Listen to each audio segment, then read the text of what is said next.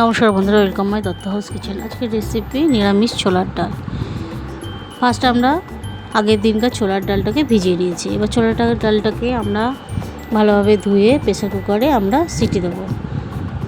জল দিয়ে দিলাম, প্রেসার কুকারে দিয়ে আমরা সিটি দিয়ে নিয়েছি।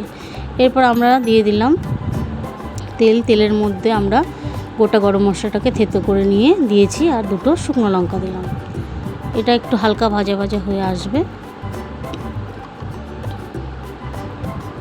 দেখুন বন্ধুরা, গ্যাসের সিমটা আস্তে করে দিয়েছি। ভাজা ভাজা হওয়ার পরে আমরা দিয়ে দিলাম কিছুটা পরিমাণে হিং দেওয়ার পর আমরা একটু নাড়াচাড়া করে নিচ্ছি। কে কোথা থেকে দেখছেন আমাদের রেসিপিগুলো ভালো লাগলে সাবস্ক্রাইব করবেন, কমেন্ট করবেন, লাইক করবেন। আপনাদের একটা লাইক, কমেন্ট, শেয়ার আমাদের জন্য নতুন ভিডিও করতে উৎসাহ দেয়। এরপর আমরা দিয়ে দিলাম দুটো তেজপাতা। এরপরে হালকা আমরা ভেজে নিচ্ছি। ভেজে নেওয়ার পরে দিয়ে দিলাম আদা, জিরে, লঙ্কা গুঁড়ো আর হলুদ গুঁড়ো দিয়ে আমরা মশলাটাকে হালকা করে ভেজে নিচ্ছি যতক্ষণ না তেল ছাড়ছে।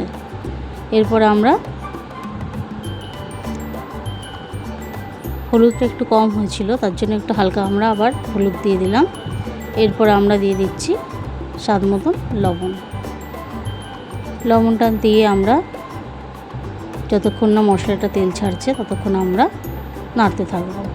ছোলার ডালটা দিয়ে দিয়েছি। ছোলার ডালটা দেওয়ার পরে আমরা নাড়াচাড়া করে নিয়ে ঘি আর গরম মশলা দিচ্ছি।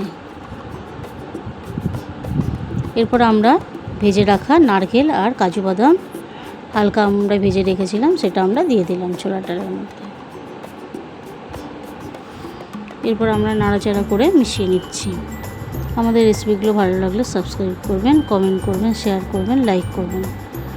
আমাদের রেসিপিগুলো কেমন লাগলো বলবেন। এরপর আমরা দিয়ে দিচ্ছি ছোলার ডালে চিনি ছাড়া ছোলার ডাল ভালো লাগে না, এর জন্য স্বাদ মতন আমরা চিনি দিয়ে দিচ্ছি। একটু মিষ্টি মিষ্টি ভালো লাগে, এটা রুটি বা পুরির সঙ্গে খুব ভালো লাগে। আমাদের রেসিপিগুলো কেমন লাগলো কমেন্ট করে জানাবেন। ভালো লাগলে লাইক, শেয়ার করবেন। নমস্কার, ধন্যবাদ।